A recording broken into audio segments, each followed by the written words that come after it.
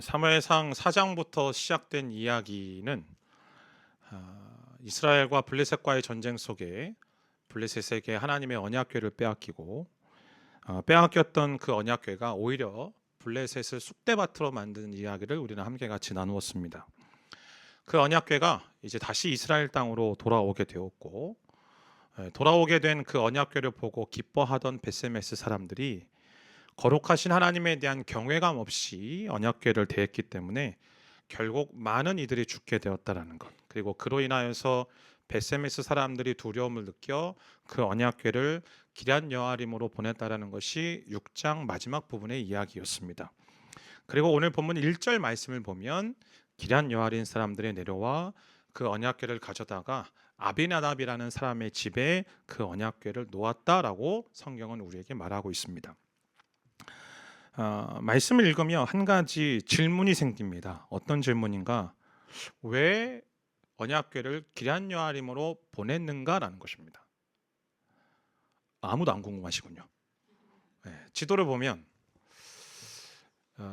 이집트에서 나와서 시내산에서 율법을 받고 시내산에서 이 성막을 만드는 성막 양식을 받은 다음에 성막을 만들고 40년 동안 광야에서 헤매고 돌아다니다가 이제 요단강을 넘어 여리고로 넘어갑니다. 근데 여호수아 5장 말씀을 보면 여리고 직전 곧 길갈을 넘어서 요단강을 넘어서 길갈이라는 곳에 진을 치죠. 그곳을 이 정복 전쟁이 끝나는 그 시간까지의 이스라엘 백성들의 베이스 캠프로 삼습니다. 베이스 캠프로 삼다라는 것은 가족들은 그 진영 안에 머물러 있는 곳이죠. 그 얘기는 그곳에 하나님의 성막을 세웠다라는 것입니다. 하나님의 성막을 세우고 그 성막 안에, 그 성소 안에 하나님의 언약궤를 두었겠죠. 물론 우리가 여호수아 말씀을 묵상하고 있지만 여리고 전쟁 시에 하나님의 언약궤를 앞세웠기 때문에 잠깐 여리고로 출장을 나갔고, 그러다가 여호수아 18장 말씀을 보면 저희가 앞으로 새벽에 말씀을 나누겠지만 여호수아 18장 1절의 말씀을 보면 이 하나님의 성막과 하나님의 언약궤가 실로로 이동했다라는 사실을 우리는 발견합니다. 실로로 이동했다라는 것은 이제 실로에서 이제 모든 전쟁이 마무리가 되어지고 백성들에게, 이스라엘 지파들에게, 족속들에게 땅을 분배하는 일들이 이 실로에서 이루어지거든요. 그래서 그 실로에 성막을 다시 세우고 그 성막에 하나님의 언약궤를 비치해 놓은 겁니다. 물론 사사기 말씀을 보면 잠깐 베델로 왔다 갔다 하는 이동이 있지만 사실 하나님의 언약궤가 가장 오래 있었던 건, 하나님의 성막이 가장 오랫동안 있었던 곳이 실로였습니다. 자, 그러다가 우리가 함께 같이 나누었던 사무엘상 4장 말씀에서 홈리와 비나스가 이 언약궤를 들고 실로에서 나와 에베네셀로 가게 되죠. 거기서 대패하고 블레셋에게 언약궤를 빼앗겨서 저 빨간색 표시로 된 것이 블레셋 손에 의해서 이제 이곳저곳 옮겨 다니게 된 겁니다. 그러다가 베세메스로 흘러온 거예요. 자, 여기서 질문. 그러면 언약궤는 베세메스에서 어디로 가야 되는 게 맞을까요? 실로로 가야 되는 게 맞겠죠. 왜요? 실로에는 아직 하나님의 성막이, 성소가 남아 있기 때문에. 그럼 도대체 왜 베세메스 사람들은 실로가 아닌 기럇 여아림으로 이 하나님의 언약궤를 보냈는가라는 것입니다. 물론 어떤 신학자들은, 어떤 성경학자들은 예레미야 7장 말씀을 근거로 이 엘리가 죽을 때, 곧 블레셋에 의해서 이스라엘 백성들이 대패할 때에 실로에 있었던 하나님의 성막이 불타 없어졌다라고 주장을 하기도 합니다. 근데 그것은 추정일 뿐입니다. 성경에 나온 기록이 아니기 때문에.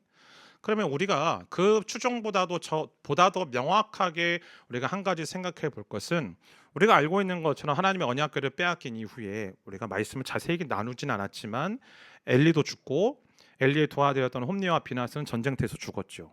그리고 4장 하반부에 보면 이 비나스의 그 아내가 아들을 출산하다가 죽게 되어지는데 그 아들의 이름이 이가봇입니다. 근데 아직 이 이가봇이라는 이 친구가 대제사장으로서, 곧 하나님의 성소에서, 하나님의 성막에서 그 일을 감당할 만큼 영향력이 발휘하지 못한 거죠. 때문에 지금 신앙의 어떤 큰 리더십이 아직 서지 않았기 때문에 부득불 이 기럇 여아림으로 보냈다라고 생각하게 되어집니다. 근데 그것은 정치적이고 사회적인 이유일 뿐입니다. 오늘 우리는 베세메스 사람들이, 아니 보다 더 정확하게 이야기하면 하나님의 언약궤가 기란 여아림으로 움직이게 된 부분 속에서 우리는 영적인 의미를, 영적인 메시지를 하나 살펴보아야만 합니다. 그것은 무엇인가? 다시 말씀드리지만 실로에는 하나님의 성소가 있어요. 실로에 하나님의 성소가 있다는 건 그곳에서 여전히 제사도 드리고 여전히 분향도 하고 기도 모임도 있고 성경 공부도 있고 헌신도 있고 봉사도 있다라는 거죠. 단지 뭐가 없다라는 거예요? 언약궤만 없을 뿐입니다. 바꿔 말해 예배도 있고 기도 모임도 있고 성경 공부도 있고 헌신도 있습니다. 섬김도 있습니다. 그런데 정작 중요한 언약궤, 곧 예수님이 계시지 않은 이스라엘 백성들의 영적 상태에 대해서 하나님이 말씀하시는 것입니다. 사랑하는 성도 여러분, 우리가 예수를 믿음에 있어서 가장 중요한 게 뭘까요? 우리가 신앙생활함에 있어서, 기독교 신앙에 있어서 정말로 중요한 게 뭡니까? 교회인가요? 목회자인가요? 아니면 어떤 우리의 순장이 누구인지 그것인가요? 시설인가요? 차세대 교육입니까? 천만의 말씀이요. 예수를 믿음에 있어서 가장 중요한 건, 기독교 신앙에 있어서 제일 중요한 건 내 안에 내주도 하시는 생명 되신 예수 그리스도 그분뿐인 줄 믿습니다. 그분이 우리 인생 속에서 제일 중요한 거예요. 그런데 언약궤가 없다라고 말합니다. 무슨 이야기인가요? 경건의 모양은 가득하지만 경건의 능력은 잃어버린 이 시대를 살아가고 있는 우리의 예수님이 우리 안에 계시지 않는 그런 그리스도인을 향하여서 하나님이 말씀하시는 것 아니겠습니까? 경건이란 예수 그리스도를 믿는 믿음을 말입니다. 그리고 그 믿음을 따라서 살아가는 삶을 말하는 것이죠. 경건의 모양이란 무엇인가요? 그 믿음을 나타내는 행위 아닙니까? 교회 다닌다든지 예배에 참석한다든지 기도 모임을 한다든지 성경을 읽고 묵상하고 말씀을 따라서 살아가는 모든 이 신앙생활을 위한 종교적인 여러 가지 모임들.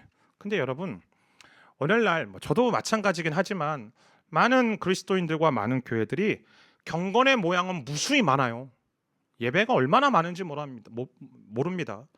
유튜브 들어가잖아요. 수많은 설교자들, 정말 이 시대의 기라성 같은 설교자들, 심지어 우리는 미국 교회 설교자들의 설교까지 다 들어볼 수 있죠.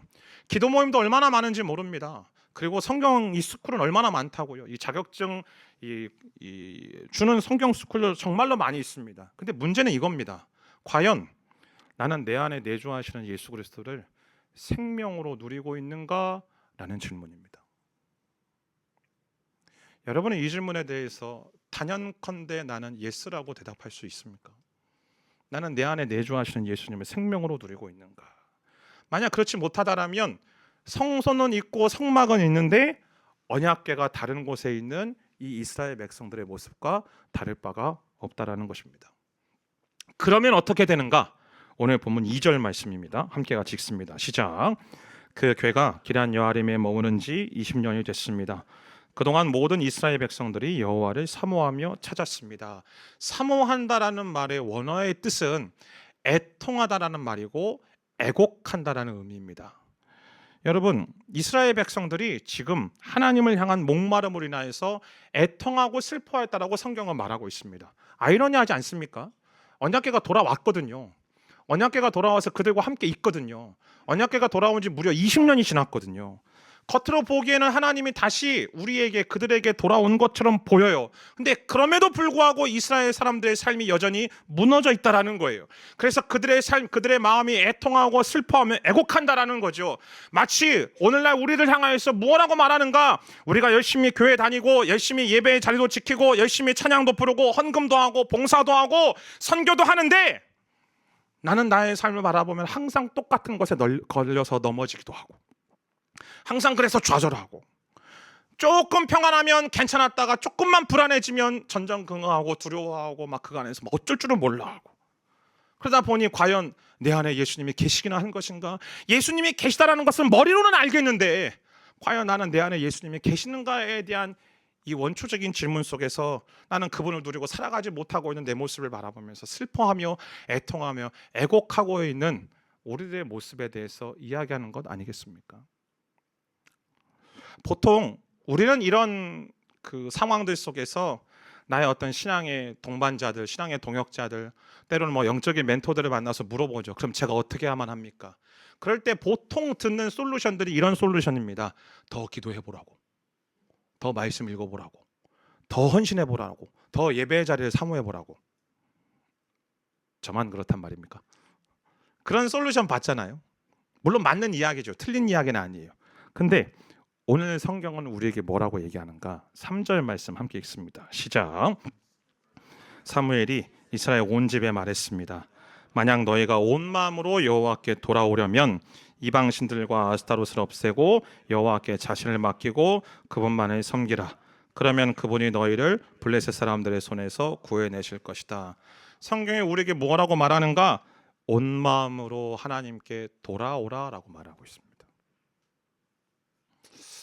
우리 안에 이런 애통함과 이런 슬픔과 이런 안타까움이 우리 안에 있을 때 성경은 우리에게 분명하게 말하는 것, 온 마음으로 하나님께 돌아오라는 거예요. 쉽게 말해 오늘 기도해 주신 집사님의 기도처럼 회개하라는 겁니다. 회개. 사실 서두에도 이야기했던 이 사무엘상 4장부터 6장까지 이야기는 오늘 이 이야기를 하기 위한 서론에 불과했습니다. 곧 온 마음으로 하나님께 돌아오라라는 이야기를 하기 위해서 그 앞에 그 상황들에 대해서 이야기를 한 거예요.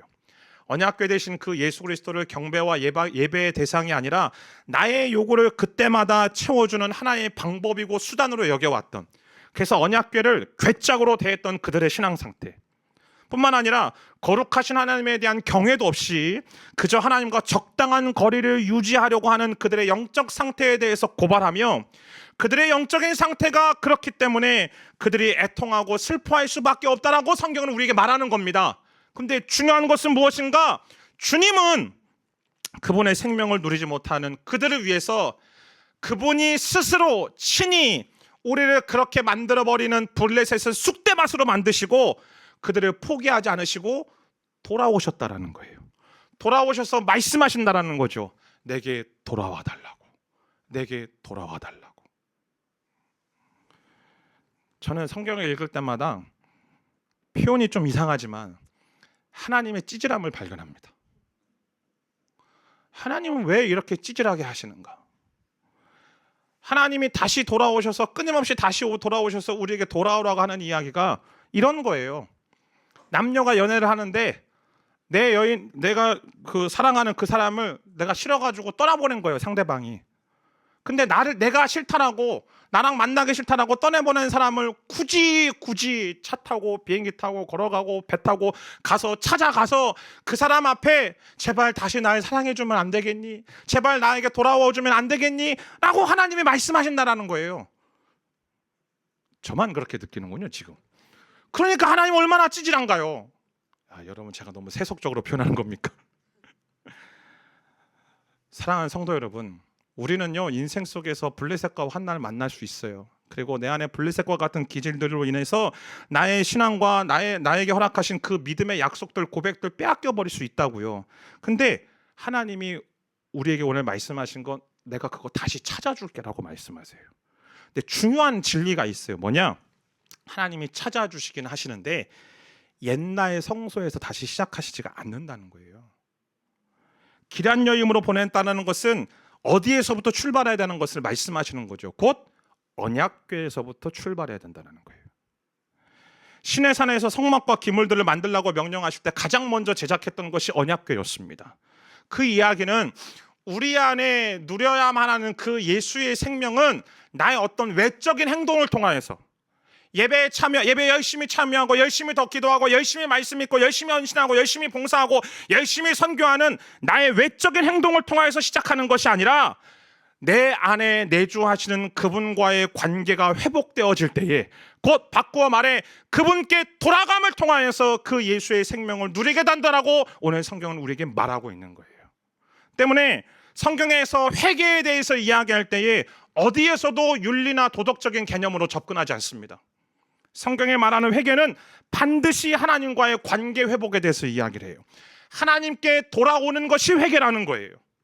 사랑하는 여러분이요, 이 아침에 주 앞에 말씀을 듣고 기도하며 나아갈 때에 주님과의 진정한 관계 회복이 이루어지는 놀라운 은혜가 있게 되기를 주님의 이름으로 축복합니다. 그래서 우리가 회개라는 이 단어가 우리에게 부담이 되어지고 우리에게 또 지긋지긋해 그 회개라는 이야기, 그게 아니라 나를 부르시는 그 하나님의 사랑의 고백에 응답하며 나아가는 놀라운 은혜가 있게 되기를 주님의 이름으로 축복합니다. 자, 그러면 그 하나님과의 관계 회복, 그 진정한 회개가 어디에서부터 출발하고 어떻게 시작되어지는가? 오늘 본문은 세 가지를 이야기해요. 첫 번째, 하나님의 말씀을 들음을 통하여서 시작된다라고 성경은 우리에게 말하고 있습니다. 오늘 저와 여러분이 읽은 3절 말씀을 보면 그들이 애통하고 그들이 슬퍼할 때 3절, 그러자 사무엘이 그들에게 말했다라고 되어 있습니다. 사무엘이 그들에게 말했다. 그러면 사무엘이 자기 이야기를 한 걸까요? 자기의 언어를 가지고 그들에게 이야기한 걸까요? 아니요, 그렇지 않지요. 사무엘상 3장 21절 말씀부터 4장 1절까지 말씀이 있습니다. 시작. 여호와께서 실로에게 계속 나타나셨고 하나님께서는 거기에서 사무엘에게 친히 말씀하셨습니다. 하는 말은 모든 이스라엘이 귀 기울여 들었습니다. 자, 말씀을 보면 하나님이 사무엘에게 임재하십니다. 사무엘에게 임재하시고 하나님께서 사무엘에게 말씀하십니다. 그 말씀이 임했다라고 성경은 말합니다. 임했다라는 것은 사무엘의 존재 안에 하나님의 임재와 하나님의 말씀이 채워졌다라는 것입니다. 근데 그것이 채워진 이후에 어떻게 되어지는가? 하나님의 말씀이 사무엘의 말이 되어지고 그 사무엘의 말이 이스라엘 백성들에게 전해진 거예요.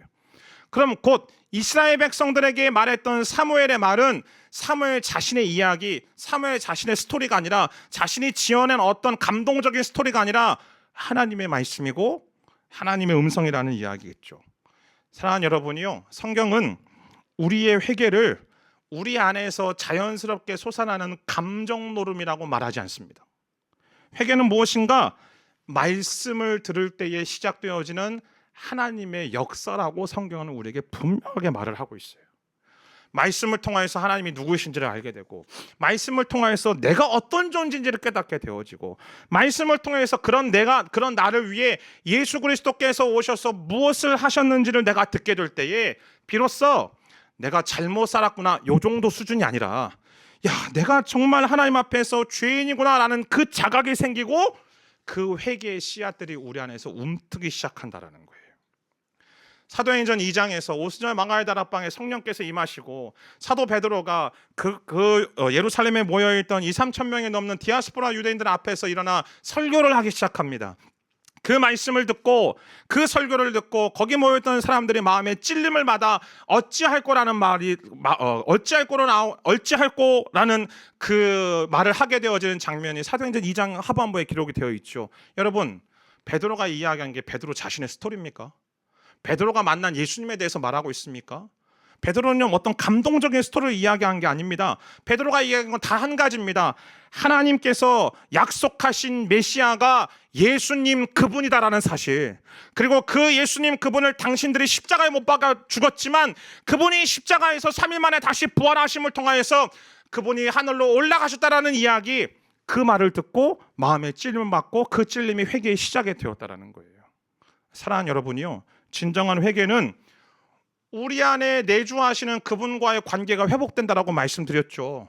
근데 여러분 요한복음 1장에서 그분을 무엇라고 말하고 있습니까? 말씀이라고 말하고 있지 않습니까?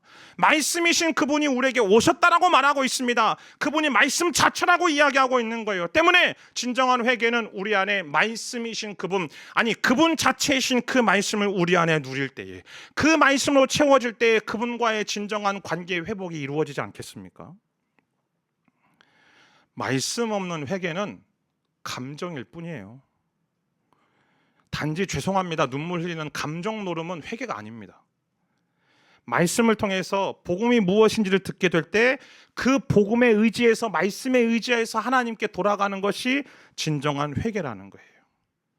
사랑하는 성도 여러분, 주의 말씀을 사모하는 놀라운 은혜가 있게 되기를 주님의 이름으로 축복합니다. 그 말씀이 여러분 안에 채워지고 그 말씀을 통하여서 말씀 속에 담겨져 있는 그 복음을 붙잡을 때 진정한 하나님과의 관계가 회복이 이루어지는 놀라운 은혜가 일어날 줄 믿습니다. 두 번째, 진정한 회개가 복음에 의지해서 하나님께 돌아가는 것이 회개라고 말씀드렸어요. 근데 성경은 돌아오라고만 말하지 않아요. 구체적으로 어떻게 해야 될 것에 대해서 이야기를 하세요. 뭐냐? 우리의 우상을 없애라라고 말합니다. 오늘 보면 3절과 4절 말씀입니다. 함께 읽습니다. 시작. 만약 너희가 온 마음으로 여호와께 돌아오려면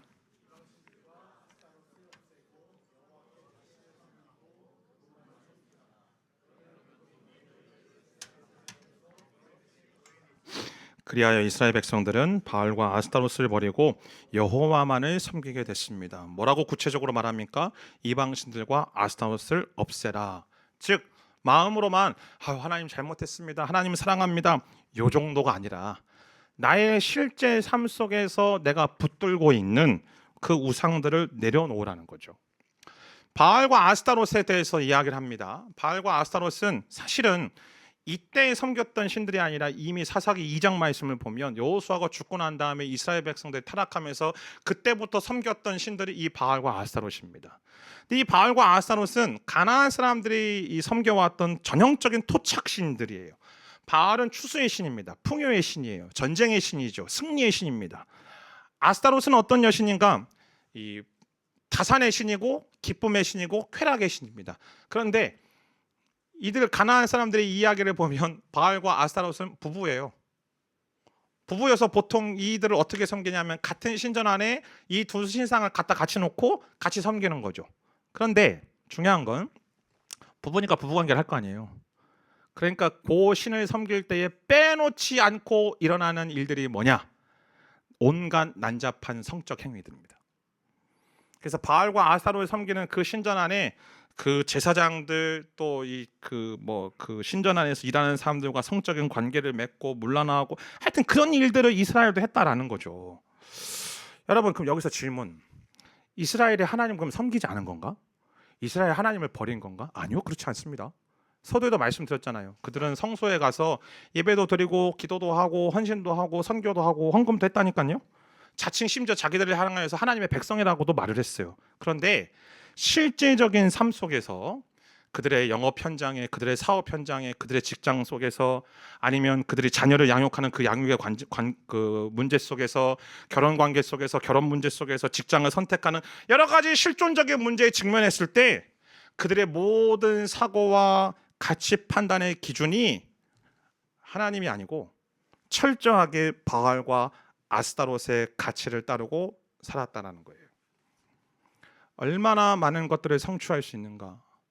얼마나 많은 인컴이 있는가? 얼마나 많이 내가 성과를 올릴 것인가? 나의 커리어를 어떻게 행할 것인가? 사람들과의 인맥은 어떻게 할 거냐? 나는 사람들에게 어떻게 인정받고 어떻게 보여질 거냐? 이미지에 집중하고 세상이 주는 그 즐거움들과 쾌락에 빠지고 또 사람들에게 인정받으려는 인정 욕구, 이런 것과 같은 바알과 아스타롯의 가치를 가지고 세상 속에서 살아가고 있는 모든 영역들 속에서 선택하고 결정했다라는 거죠. 왜요? 하나님보다 매력적으로 보이잖아요. 내 눈에 직접적으로 보이니까. 내 눈에 직접적으로 손에 잡히니까요. 그러니까 생산적이고 확실하게 보이니까 그 바알과 아스타롯을 섬긴 거예요. 그래서 하나님 말씀하십니다. 바알과 아스타롯을 너의 삶 속에서 제하라고. 사랑하는 여러분이요, 우리가 하나님을 믿는 것이 초보일 때, 쉽게 말하면 내가 예수 믿은 지 얼마 안 될 때는요, 하나님께서 나에게 세상에서 복도 주시고 풍요롭게도 해주시고 인생에서 문제도 없으시고 병도 낫게 해주시는 분으로 믿어요. 물론 하나님 그렇게 하세요. 그런데 바알과 아스타롯을 제하라는 것은 내가 예수를 믿는 신앙이 점점 자라면서 시간이 흘러가고 내 안에 예수의 생명을 누리면 누릴수록 이제는 내가 세상이 말하는 부요함들과 즐거움들과 풍요로움과 쾌락을 목적을 가지고 예수를 믿는 것이 아니다라고 이야기하는 거예요. 전에는 내가 추구해 왔던 것들이 바알이었고 아스타롯이었습니다. 사실 솔직하게 얘기하면 내 자신이 바알이었고 아스타롯이었죠. 근데 성경은 우리에게 뭐라고 말합니까? 그런 내 자신이 그리스도와 함께 십자가에 못 박혔다라고 이야기를 합니다. 갈라디아서 5장 24절 말씀에 그리스도 예수께 속한 사람들은, 박구에게 그리스도 예수의 생명을 누리는 사람들은 우리의 육체와 함께 그 정욕과 욕망을 어디에 못 박았다고요? 십자가에 못 박았다고요. 바꿔 얘기하면 끝났다라는 거예요. 나의 바알과 나의 아스타롯이 십자가에서 예수 그리스도와 함께 못 박혀서 끝났다라고 말하는 것입니다. 즉 내가 하나님을 믿고 언약궤 되신 그 예수의 생명을 누려가는 과정들 속에서 내가 여전히 이루고 싶고 달성하고 싶은 세상적인 욕망들이 끝나버렸고, 갈라디아서 2장 20절이 우리에게 말하는 것처럼 이제는 내가 사는 것이 내 안에 예수 그리스도께서 사시고 그분을 믿는 믿음 안에서 산다라고, 곧 내 안에 예수 그리스도로 충만하고 그분의 생명을 누리는 삶으로 살아간다라고 성경은 우리에게 분명하게 말하고 있지 않습니까? 할렐루야. 사랑하는 여러분이요, 그러기에 바알과 아스타롯을 제한다라는 건 예수님이 우리의 유일한 소망이 되게 하라는 거예요. 그분만이 우리의 참 하나님으로서 그 어떤 것도 우리의 경배와 우리의 관심을 받지 않게 하라고 성경은 우리에게 도전하고 있는 겁니다. 생각해 보자고요. 하나님이 아브라함을 처음 부르실 때 하나님이 아브라함에게 이렇게 말씀하셨나요? 야, 네가 구해, 네가 구하면 내가 너에게 복 줄게, 그렇게 말씀하셨습니까? 아니요. 하나님은 아브라함을 아예 복의 근원으로, 복의 실체로 만드셨어요. 너는 복의 근원이 된다라고 말씀하시죠. 그러면서 아브라함에게 말씀하시는 게 뭐냐면 너를 통하여서 민족을 이루고 나라를 이루고 너에게 후손을 주겠다라고 말씀하시죠. 그게 무슨 이야기예요? 너에게 후손을 주고 나라를 이루고 민족을 이루고 너의 후손 가운데서 그리스도가 태어나고 그리스도를 통하여서 하나님의 나라, 하나님의 왕국을 이루는 너의 사명과 너의 일하심 속에 너는 집중하며 살아라라고 하나님은 아브라함을 부르신 것 아닙니까? 하나님이 저와 여러분을 부르신 건 이 세상 한복판 속에서 몇 평 이상의 집을 살라고 부르신 게 아니에요. 하나님이 저와 여러분을 예수 그리스도를 믿는 믿음으로 부르신 것은 저와 여러분의 인생 속에서 어떠한 문제도 없이 인생의 평탄한 삶을 살라고 부르신 게 아니란 말이에요. 명확한 부르심이 있어요. 목적이 있어요. 사명이 있어요. 그게 무엇인가? 하나님이 하나님을 온전한 유일한 소망으로 삼고 살아가는 삶을 위해서 저와 여러분을 부르신 줄 믿습니다. 그렇다면 어떤 문제들을 만날 때마다, 어떤 상황들을 만날 때마다 아스타롯과 바알을 추구하는 방식으로, 곧 내가 추구하고 내가 원하는 방법으로 나의 모든 문제와 상황들이 해결되고 이루어지기를 바라는 방식으로 하나님 믿지 말라는 겁니다. 어려운 이야기죠. 엄청나게 어려운 이야기입니다. 그래서 진정한 회개의 핵심은 무언가? 내가 무엇을 포기할 건지에 대한 문제예요. 내가 무엇을 내려놓아야 할 것인지가 문제라고요. 내가 정말로 하나님보다 더 사랑하고 하나님보다도 더 의지하고 하나님보다도 더 두려워하는 것이 무엇인가? 그 질문이라고요. 여전히 내가 바알과 아스타롯을 추구하는 방식으로 정말로 하나님을 믿고 있지 않는가라고 하나님은 우리에게 도전하시는 겁니다. 사랑하는 여러분이요, 저와 여러분 안에 이미 예수 그리스도 안에서 그 십자가 위에서 우리의 바알과 아스타롯을 제거하신 예수 그리스도의 생명을 온전히 누림을 통하여 그분만이 나의 유일한 소망이시고 그분만이 나의 유일한 능력이심을 믿음으로 고백하며 선포하며 하나님의 뜻대로 살아가는 저와 여러분의 인생 되기를 주님의 이름으로 축복합니다. 그것이 두 번째예요. 우리가 정말로 하나님께 온전히 하나님께로 온전하게 돌아가는 그 진정한 회개가 이루어지는 것의 세 번째는 이제 우리의 마음을 하나님께로 향하는 것입니다. 오늘 본문 3절 말씀 개역 성경으로 같이 있습니다. 시작. 만일 너희가 전심으로 여호와께 돌아오려거든 이방 신들과 아스타롯을 너희 중에서 제거하고 너희 마음을 여호와께로 향하여 그만을 섬기라. 말씀을 듣고 우상을 없애는 것만으로 진정한 회개가 이루어지는 게 아니에요. 그건 그냥 사전 작업일 뿐이에요. 우리로 하여금 말씀을 듣고 우상을 없애라고 말씀하신 하나님의 궁극적인 목적은 무엇인가? 우리의 마음이 하나님께로 향하라는 거예요. 우상을 제거하고 우리의 마음을 하나님께로 향하여 그분만을 섬기라는 거죠. 당연한 것 아니겠습니까? 뭘 비워줘야 그 가운데 채워지지. 뭔가 이게 우리 안에 가득 채워져 있는 것들 제야만 우리의 마음의 방향성을 바꿀 거 아니에요. 근데 마음을 하나님께로 향한다는 말을 여러분 잘 보셔야 돼요. 왜냐하면 마음은 단순히 감정만을 이야기하는 게 아니거든요.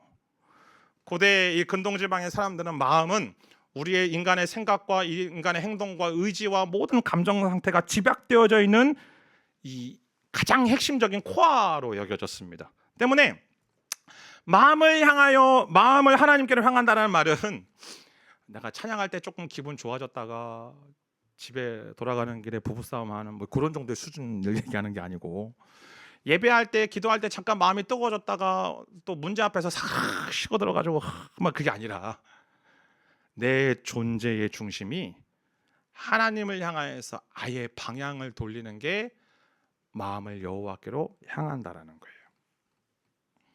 구체적으로 이야기해 볼까요? 마음을 하나님께로 향한다는 것이 실제로 삶에서 어떻게 드러나는지. 우리의 관심의 중심이 하나님께로 향합니다. 쉽게 말해 내가 원하고 내가 바라고 내가 소망하는 것들보다 하나님이 나에게 원하시고 바라시고 소망하시는 것이 무엇인지에 대해서 내가 관심을 쏟기 시작해요. 내 인생에 선택하고 결정하는 그 모든 순간들마다 하나님이 기뻐하시는 게 무엇인지에 대해서 내가 관심을 쏟기 시작한다고요. 시드니 셀던의 고전 작품이었던 예수라면 어떻게 하실까라는 그 질문처럼 우리의 인생 속에 수많은 인생의 결정과 선택과 내가 나아가야 될 그 방향 앞에서 예수라면 어떻게 하셨을까? 하나님은 무엇을 원하시는가에 대한 그 질문, 그 관심을 가지고 살아가는 것이 우리의 마음을 하나님께로 향하는 것입니다. 또 우리의 마음을 하나님께 향한다는 것은 문제 있을 때만 하나님께 나와서 기도하는 게 아니고 일상의 중심에서 하나님을 찾고 부르기 시작해요. 입시 때만 나와서 기도하지 말고 평상시에 나와서 아이를 위해서 기도하는 게 진짜 아이 사랑하는 겁니다. 할렐루야. 내 인생의 문제 때만 그날 하나님 찾고 울부짖는 게 아니고 매일의 삶 속에서 걸어가는 그 모든 순간들 속에 산책하고 삶의 여유들 속에서도 그 가운데 나와 함께 하시는 하나님을 인식하고 하나님께 간구하고 하나님의 말씀에 귀를 기울이려고 하는 것이 내 마음을 하나님께로 향하는 거예요. 또 한 가지 중요한 포인트가 있어요. 나의 시간과 나의 재정과 나의 에너지를 사용함에 있어 그 사용하는 기준이 나를 위한 것인가 아니면 하나님의 나라를 위한 것인가, 그것이 우선순위가 되어지는 것이 우리의 마음을 하나님께로 향한다는 것이죠.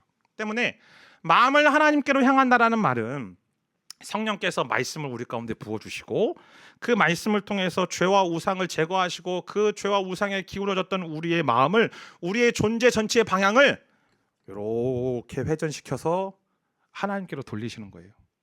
그래서 하나님을 주목하고 하나님을 바라보고 그 하나님께 더욱더 가까이 나아가도록 우리를 이끌어 가시는 것이 우리의 마음을 하나님께로 향하게 한다는 것입니다.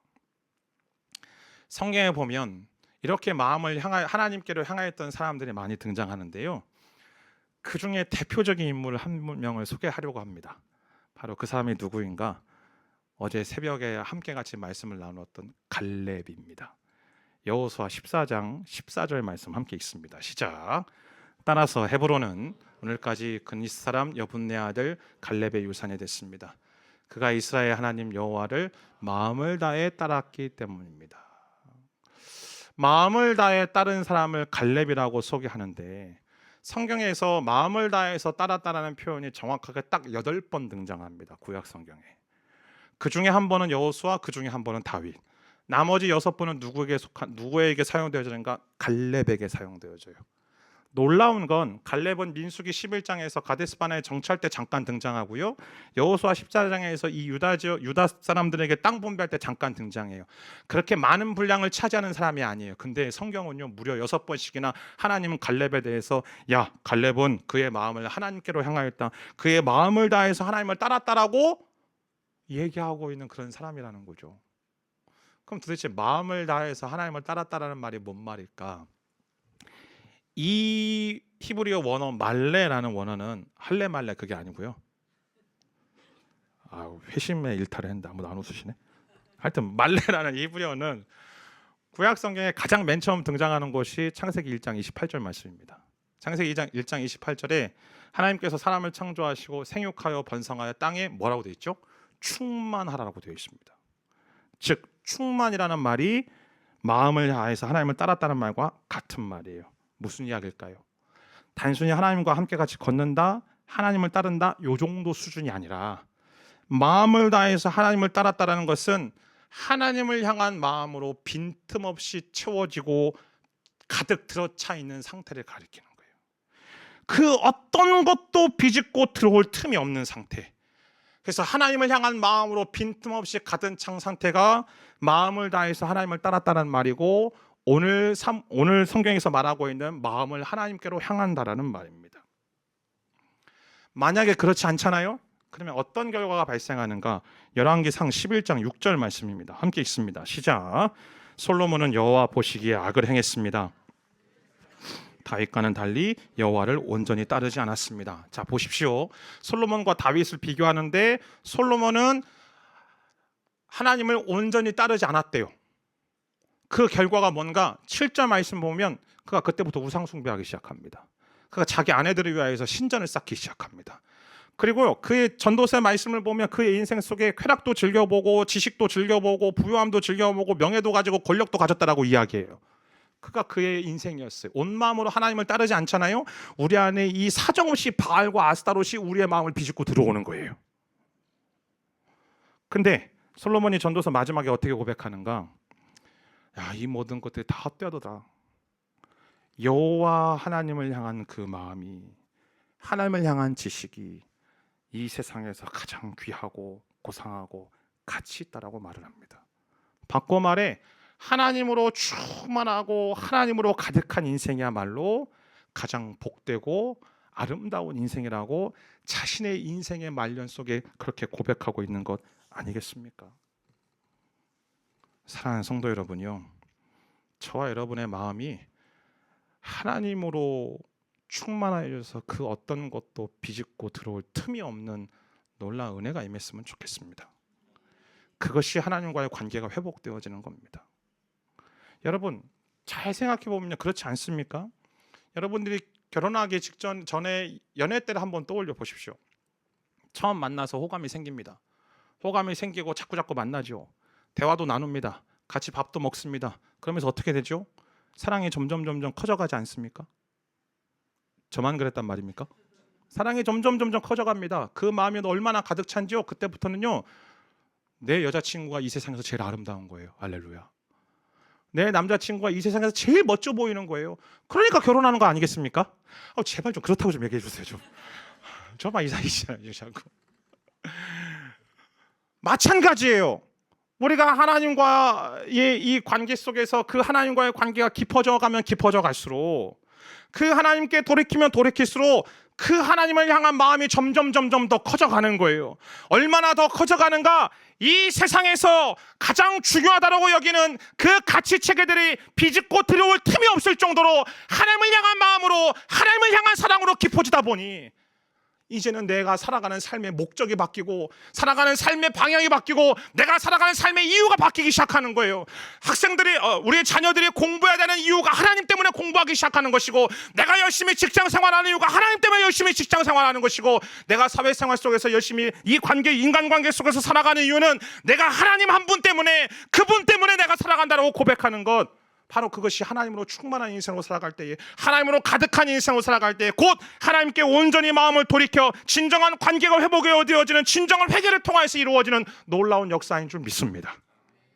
그런데 중요한 게 한 가지가 있어요. 뭐냐? 우리가 전심으로 하나님께 돌아갈 수 있는 이유, 내가 뛰어나서가 아니에요. 내가 노력해서가 아니라고요. 내가 기도해서가 아니라고요. 말씀드렸잖아요. 그 하나님의 찌질하심 때문에 그래요. 언약궤이신 그분이 우리에게로 돌아오셔서 우리를 포기하지 않고 우리에게 끊임없이 말씀하시는 거예요. 돌아오라고, 나는 너와 다시 함께 그 길을 걸어가고 싶다라고 우리에게 말씀하시는 거예요.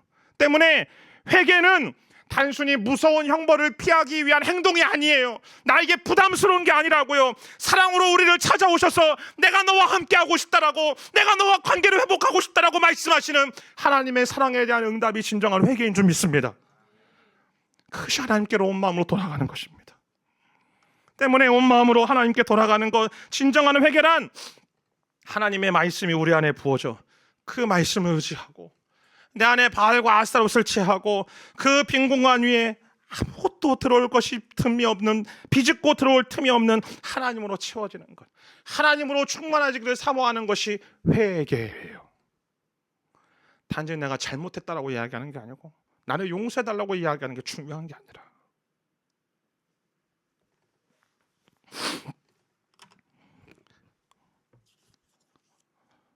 오늘 이 회개의 모습을 오늘 사무엘상 7장 6절 말씀이 명확하게 우리에게 실체로 보여주고 있습니다.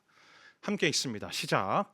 그들은 미스바에 모여 물을 길어다가 여호와 앞에 붓고 그가 거기서 금식하며 우리가 여호와께 죄를 지었습니다 하고 고백했습니다. 사무엘은 미스바에서 이스라엘을 다스렸습니다. 사무엘이 그들을 미스바로 불러 모읍니다. 미스바는 산악지대에 있는 가장 높은 곳에 있는 전망대 막루라는 뜻이에요.